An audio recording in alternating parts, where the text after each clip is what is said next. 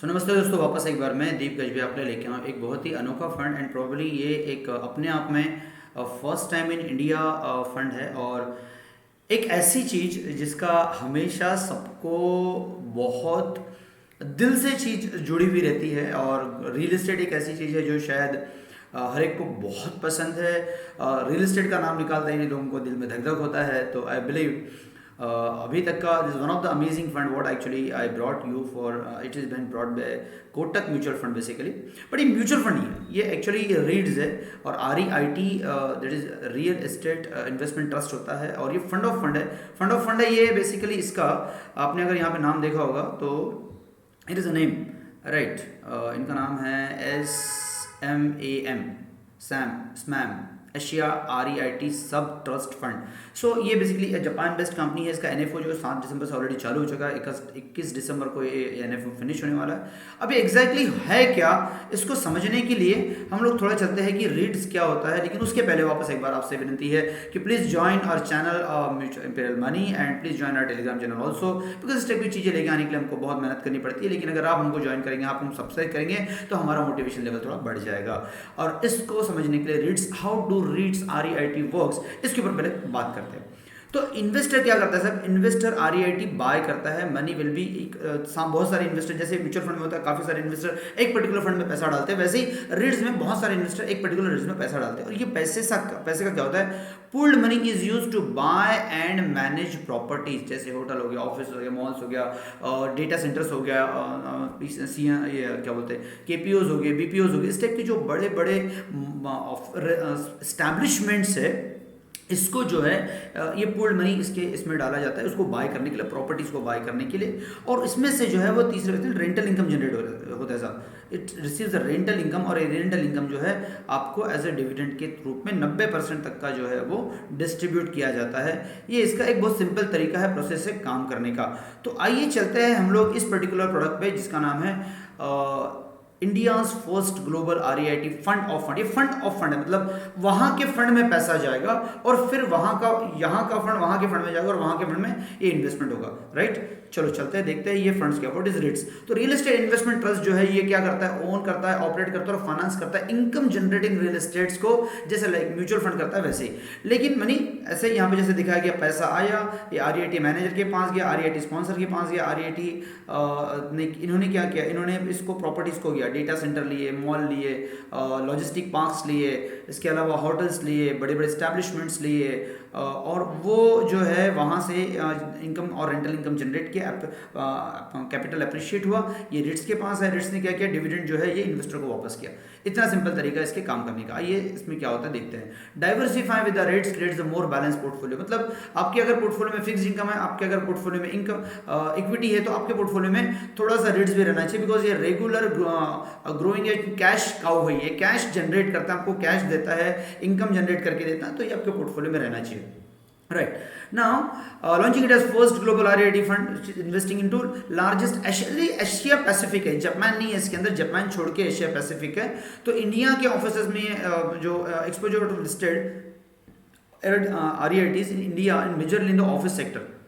India का जो REIT है वो मेजरली ऑफिस में है, लेकिन उसके बाहर नहीं है। तो इन्होंने क्या सोचा कि सिर्फ ऑफिस में नहीं करेंगे, हम लोग और भी बहुत सारे तरीके उसमें डालेंगे। तो क्या है, ये कोटक का इंटरनेशनल REITs फंड जो है, फंड ऑफ फंड, ये कहाँ का पैसा डालेगा? तो सिंगापुर में 48.8% पैसा डालेगा। सिंगापुर में क्यों? बिकॉज सिंगापुर का जो मार्केट है वो बहुत ही ऑर्गेनाइज्ड मार्केट है। ऑस्ट्रेलिया में 33.7% डालेगा, बिकॉज वो भी काफी ऑर्गेनाइज्ड मार्केट है। हांगकॉन्ग में 9% डालेगा, न्यूजीलैंड में 3% डालेगा, थाईलैंड में 1.2% डालेगा। और ये पैसा कहाँ डालेगा? तो डेटा, जैसा मैंने पहले से बताया, data centre, logistic park, warehouse, residential properties, offices, यहां पैसा डालेगा। इंडिया में भी डालेगा, लेकिन थोड़ा छोटा पैसा डालेगा।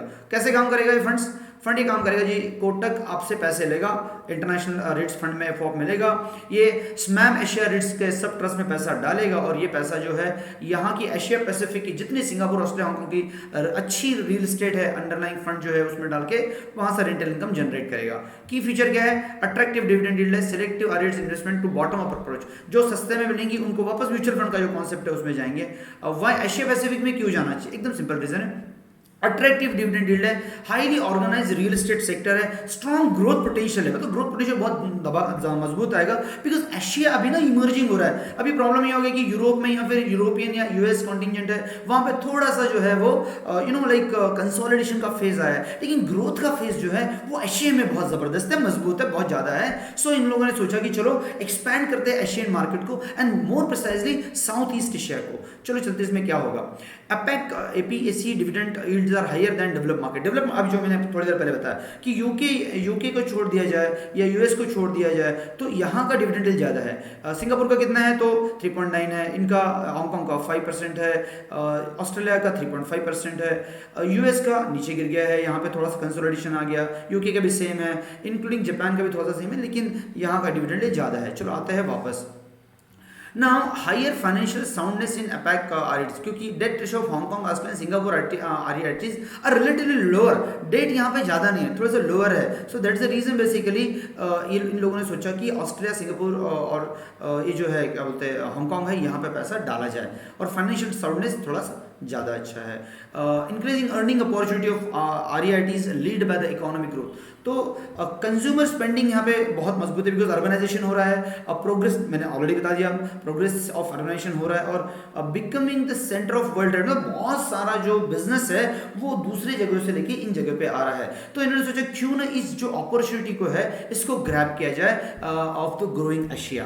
सो that is the reason they got this particular fund. So consumer, एक बहुत इंपॉर्टेंट चीज यहाँ पे जो बोली इन्होंने कि per person real consumer spending growth is better in Asia now compare to the US और the western countries. So Australia में जैसे देखिए, Australia, New Zealand, Singapore, Hong Kong, Taiwan, South Korea, India, Thailand, again Philippines, Indonesia, Malaysia, Vietnam, China ज्यादा है पर person real estate का। और क्या ना, ये हम लोग बहुत गरीब लोग रहे पहले से साउथ एशिया वाले, तो एशिया वाले उनकी चूंकि लोग गरीब रहे, तो अभी क्या ना वो लाइक एस्पिरेशंस बहुत ज्यादा है, हमको रियल एस्टेट चाहिए, हमको बड़ा स्पेस चाहिए, हमको ये चाहिए, हमको वो चाहिए, तो the growth would be more here than the western countries. So that is the reason to tap this growth, they are coming out with this particular fund. Now another, urbanization is leading to the rise in office and housing market. पहले के office देखिए Asia में कैसे होते थे, अभी के office देखिए एशिया में कैसे होते हैं। ये अगर डाटा आप देखेंगे, अर्बन पॉपुलेशन बढ़ रहा है सब, यहाँ से लेके यहाँ तक अर्बन पॉपुलेशन बढ़ रहा है, और रूरल पॉपुलेशन जो है वो कम हो रहा है। तो प्रोग्रेस जो अर्बनाइजेशन का ये बढ़ रहा है, और अगर ये प्रोग्रेस अर्बनाइजेशन का बढ़ रहा है, इसका मतलब कि आपको ज्यादा ऑफिसेस लगेंगे, ज्यादा एस्टैब्लिशमेंट लगेंगे, ज्यादा मॉल लगेंगे, ज्यादा डेटा सेंटर लगेंगे, और उस डेटा सेंटर की जो ग्रोथ है वो आपको यहाँ पे काम में आएगी। सो ये Asian cities are more than 10 million population now. इतनी सारी सिटीज है जो 10 मिलियन के पॉपुलेशन से ज्यादा है। ये तो अभी का 2010 का है जी, इसके बाद 2030 में क्या होगा एस्टिमेटेड, यहाँ पे दिया देखिए, so many cities will going to go to the next level in Asia, and that is the what, अगर ये जाएगा तो रियल एस्टेट सर्टनली बढ़ेगा। सो इसको लोग टैप करना चाहते हैं। Rapid increase in trade of Asia is leading to the growing demand for the logistic. एक बहुत इंपॉर्टेंट है, logistic is amazing sector, and I believe that yes, logistic जो एक्सपोर्ट्स एशिया से ये बढ़ा हुआ है, इंपोर्ट जो है एशिया में ये बढ़ा हुआ है, तो कहीं ना कहीं trend of global e commerce market size also will going to get increase, और शायद ये वाली चीज जो है वो यहाँ पे बहुत काम में आएंगी, क्योंकि लॉजिस्टिक बढ़ेगा तो लॉजिस्टिकल आपको स्टैब्लिशमेंट वेयर हाउसेस लगेंगे, और वो अगर नहीं होंगे तो आपको पूरा लॉजिस्टिक बिगड़ जाएगा। आज की तारीख में सबसे बड़ा अगर कोई सेक्टर है जो कि बहुत लुक्रेटिव है, it is logistic, e commerce. So वो आप इसमें टैप कर सकते हैं। वापस इस पे आते हैं कि REIT investment opportunities Asian Pacific. तो एशिया में यहाँ पे जो पहले दिसंबर 2010 में $27.1218 बिलियन का था, वो यू सी 27 से सीधा $780 बिलियन। आप इमेजिन करो, it's a huge market cap, it's a huge growth. And x Japan भी आप देखेंगे तो 97 का 100% ग्रोथ, और यहाँ पे तो my God it is like at least not less than 3.5 time growth. This is an amazing growth. So introduction of year of REITs in major countries, यहाँ पे इंट्रोडक्शन हुआ था 1960 में यूके, यूएस, नीदरलैंड में, 70 में यहाँ पे, 90 में यहाँ पे, और 2000 में यहाँ पे, 2000, और धीरे धीरे ये नीचे में आया, तो 2014 में इंडिया में आया। सो हम लोग थोड़े से बहुत बैकवर्ड लोग हैं, but is nevertheless still we can tap the huge growth out of it. But this is the amazing numbers, और इस नंबर्स को आप वापस अच्छे से देख सकते हो। नाउ फ्यूचर ग्रोथ अपॉर्चुनिटीज देख लेते हो। तो फ्यूचर ग्रोथ अपॉर्चुनिटीज देखिए हांगकांग की क्या है जी, एकदम amazing, huge.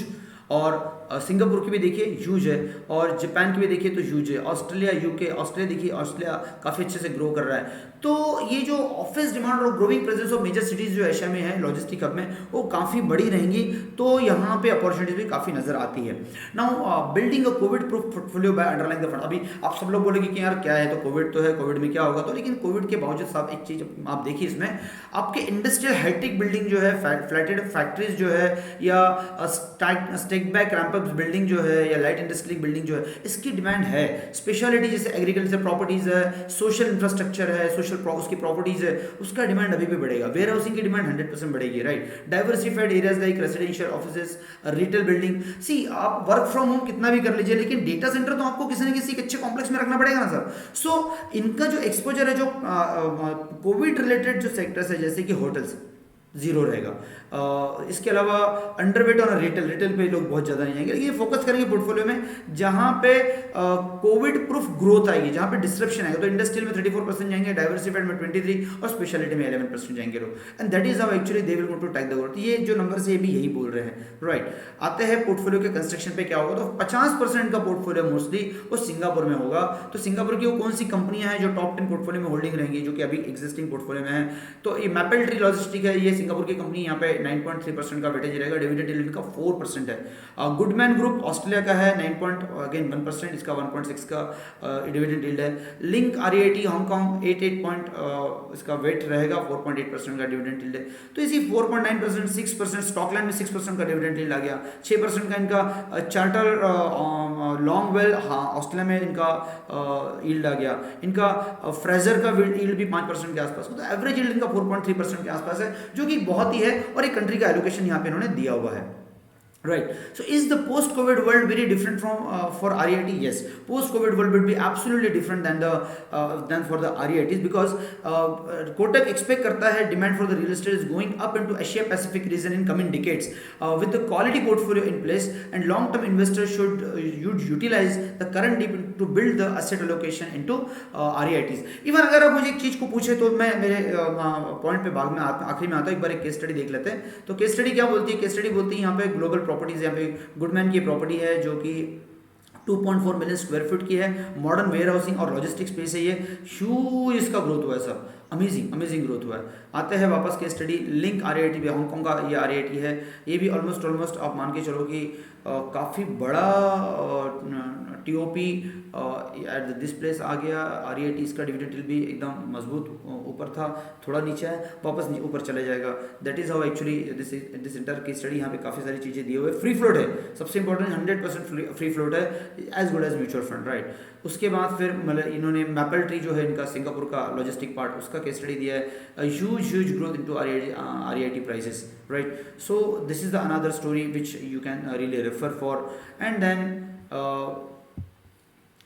Kotak international fund REIT fund of fund scheme feature क्या है एक बार चेक कर लेते हैं। ओपन एंडेड है सब, क्लोज एंडेड नहीं है। स्मैम एशिया REIT सब ट्रस्ट फंड में ये पैसा जाएगा। Kotak international REIT fund of fund, ये इसका नाम रहेगा।